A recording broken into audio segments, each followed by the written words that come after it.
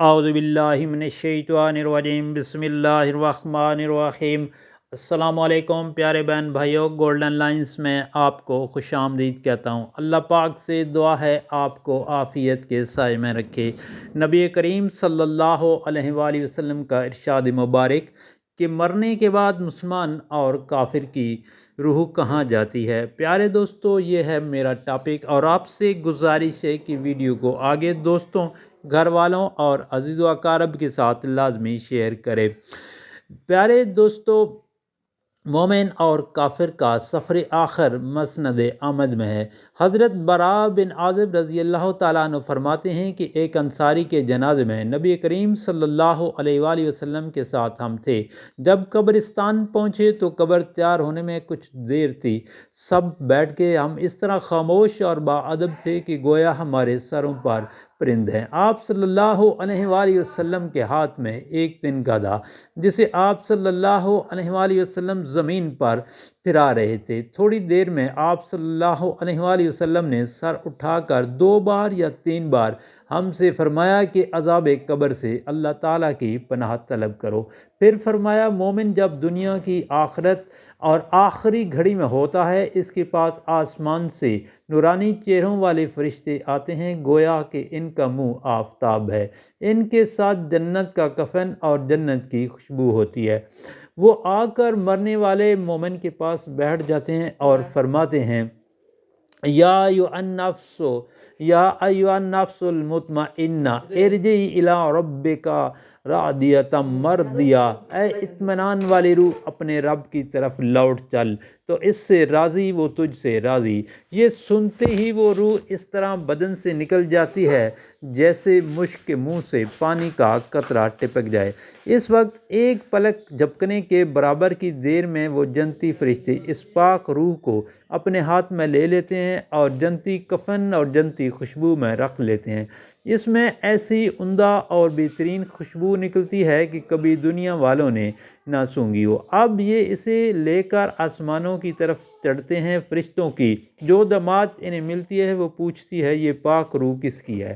یہ اس کا بہتر سے بہتر جو نام دنیا میں مشہور تھا وہ لے کر کہتے ہیں فلاں بن فلاں کی، یہاں تک کہ آسمان دنیا تک پہنچ جاتے ہیں، آسمان دنیا تک پہنچ جاتے ہیں، دروازہ کھلوا کر اوپر چڑھ جاتے ہیں۔ یہاں سے اس کے ساتھ اسے دوسرے آسمان تک پہنچانے کے لیے فرشتوں کی ایک اور بڑی جماعت ہوتی ہے۔ اس طرح 7ویں آسمان تک پہنچتے ہیں۔ اللہ عز و جل فرماتا ہے، میرے بندے کی کتاب علیین میں رکھ کر اور اسے زمین کی طرف لٹا دو، میں نے انہیں اسی سے پیدا کیا ہے، اسی میں لٹا دوں گا اور اسی سے دوبارہ نکالوں گا۔ پس وہ روح لٹا دی جاتی ہے، وہیں اس کے پاس 2 فرشتے آتے ہیں، اسے بٹھاتے ہیں اور اس سے پوچھتے ہیں کہ تیرا رب کون ہے؟ تو وہ کہتا میرا رب اللہ ہے۔ پھر پوچھتے ہیں کہ تیرا دین کیا ہے؟ وہ کہتا ہے میرا دین اسلام ہے۔ پھر پوچھتے ہیں کہ وہ شخص جو تم میں بھیجے گئے تھے کون تھے؟ کہتا ہے وہ رسول اللہ صلی اللہ علیہ وآلہ وسلم تھے۔ فرشتے اس سے دریافت کرتے ہیں کہ تجھے کیسے معلوم ہوا؟ جواب دیتا ہے کہ میں نے اللہ کی کتاب پڑھی، اس پر ایمان لایا اور اسے سچا مانا۔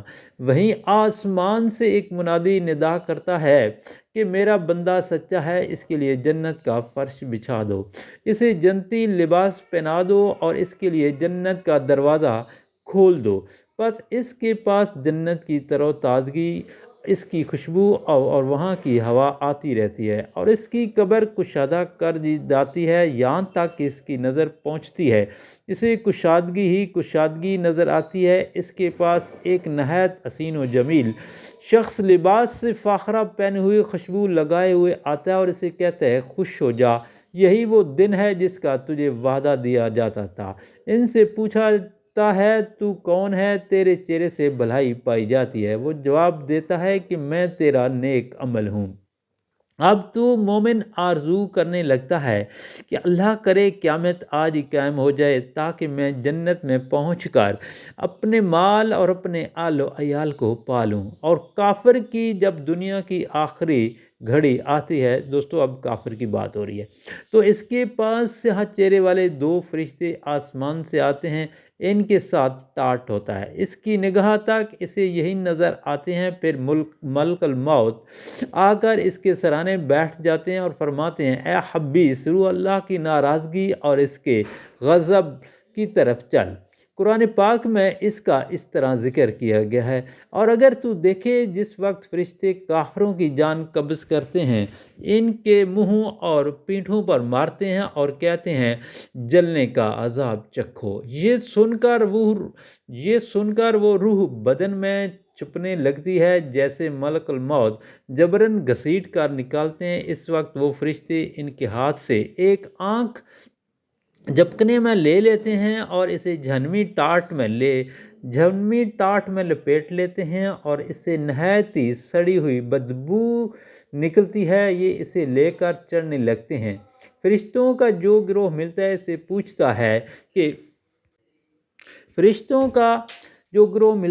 اسے پوچھتا ہے کہ یہ ناپاک روح کس کی ہے؟ یہ اس کی روح جس کا بدترین نام دنیا میں تھا۔ انہیں بتاتے ہیں، پھر آسمان کا دروازہ اس کے لیے کھلوانا چاہتے ہیں مگر کھولا نہیں جاتا۔ پھر نبی کریم صلی اللہ علیہ وسلم نے قرآن پاک کی یہ آیات تلاوت فرمائی، بے شک جنہوں نے ہماری آیتوں کو جھٹلایا اور ان کے مقابلے میں تکبر کیا، ان کے لیے آسمان کے دروازے نہیں کھولے جائیں گے اور نہ ہی وہ جنت میں داخل ہوں گے، یہاں تک کہ اونٹ سوئی کے ناکے میں گھس جائے، اور ہم گناہ گاروں کو اس طرح سزا دیتے ہیں۔ جناب باری عز و جل کا ارشاد پاک ہے، اس کتاب جسے جین میں سب سے نیچی کی زمین میں رکھو، پھر اس کی روح وہاں سے پھینک دی جاتی ہے۔ پھر آپ نے یہ آیت تلاوت فرمائی، اور جو اللہ کے ساتھ کسی کو شریک کرتا ہے تو گویا وہ آسمان سے گر پڑا، پھر اسے پرندے اچک لیتے ہیں یا اسے ہوا اڑا کر کسی دور جگہ پھینک دیتی ہے۔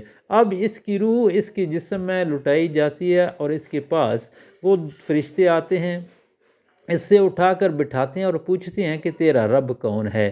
یہ کہتے ہیں ہائے ہائے مجھے خبر نہیں۔ پوچھتے ہیں تیرا دین کیا ہے؟ جواب دیتا ہے افسوس مجھے اس کی بھی خبر نہیں۔ پوچھتے ہیں بتا اس شخص کی بابت تو کیا کہتا ہے جو تم میں بھیجے گئے تھے؟ یہ کہتا ہے میں اس کا جواب بھی نہیں جانتا۔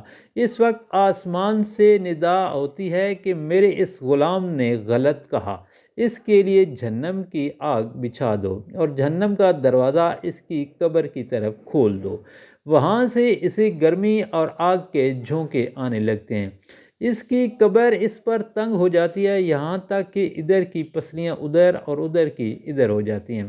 اس کے پاس ایک شخص نہایت مکروہ اور ڈراؤنی صورت والا، برے کپڑے پہنے، بری بدبو والا آتا ہے اور اسے کہتا ہے کہ اب اپنی برائیوں کا مزہ چکھ، اس دن کا تجھ سے وعدہ کیا جاتا تھا۔ یہ پوچھتا ہے تو کون ہے؟ تیرے تو چہرے سے وحشت اور برائی ٹپک رہی ہے۔ یہ جواب دیتا ہے کہ میں تیرا خبیث عمل ہوں۔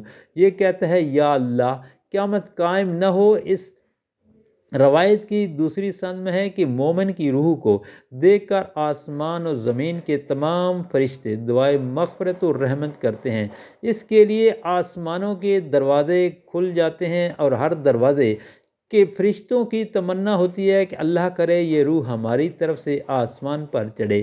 اس میں یہ بھی ہے کہ کافر کی قبر میں اندھا بہرا گونگا فرشتہ مقرر ہو جاتا ہے، جس کے ہاتھ میں ایک گرج ہوتا ہے کہ اسے کسی بڑے پہاڑ پر مارا جائے تو وہ مٹی ہو جائے، پھر اسے جیسا وہ تھا اللہ تعالیٰ کر دیتا ہے۔ فرشتہ دوبارہ اسے گرج مارتا ہے، یہ چیخنے چلانے لگتا ہے، یہاں تک جیسے انسان اور جنات کے سوا تمام مخلوق سنتی ہے۔ ابن جریر میں ہے کہ نیک صالح شخص سے فرشتے کہتے ہیں اسے مطمئن نفس جو طیب جسم میں تھا، تو تعریفوں والا بن کر نکل اور جنت کی خوشبو اور نسیم جنت کی طرف چل، اس اللہ کے پاس چل جو تجھ پر غصے نہیں ہے۔ فرماتے ہیں کہ جب اس روح کو لے کر آسمانوں کی طرف چڑھتے ہیں، دروازہ کھلواتے ہیں تو پوچھتا ہے کہ یہ کون ہے؟ پوچھا جاتا ہے یہ کون ہے؟ یہ اس کا نام بتاتے ہیں تو اسے مرحبا کہہ کر وہی کہتے ہیں یہاں تک کہ یہ آسمان میں پہنچتے ہیں جہاں اللہ ہے۔ اس میں یہ بھی ہے کہ برے شخص سے وہ کہتے ہیں کہ اے خبیث نفس جو خبیث جسم میں تھا تو برا بن کر نکل اور तेज़ खोलते हुए पानी और लहू पीप और इस किस्म के मुख्तलिफ अजाबों की तरफ चल। इसके निकलने तक फरिश्ते इसे यही सुनाते रहते हैं, पर इसे लेकर आसमानों की तरफ चढ़ते हैं। पूछा जाता है कि ये कौन है, ये इसका नाम बताते हैं तो आसमान के फरिश्ते कहते हैं, इस खबीस को मरहबा न कहो, खबीस जिस्म में बनकर लौट जाए, इसके लिए आसमान खबीस बनकर खबीस जिस्म में बदबू बनकर लौट जा, इसके लिए आसमान के दरवाज़े नहीं खोले जाते और आसमानों ज़मीन के दरमियान छोड़ दी जाती है, फिर कब्र की तरफ लौट आती है। इमाम बिन जरीर रहमतुल्लाह अलैह ने लिखा है कि ना इनके अमाल चढ़ें ना इनकी रूहें इससे दोनों कौल मिल जाते हैं। अल्लाह पाक से दुआ है मुझे आप सब को खात्मा बिल ईमान पर हो और अल्लाह ताला मुझे और आपको नबी करीम सल्लल्लाहु अलैहि वसल्लम के उस्वे हसना पर और पंजगाना नमाज पढ़ने की तौफीक अता फरमाए। प्यारे दोस्तों, आपसे गुजारिश है कि इस वीडियो को आगे दोस्तों, घर वालों और अजीज़ व अकारब में लाजमी शेयर करें।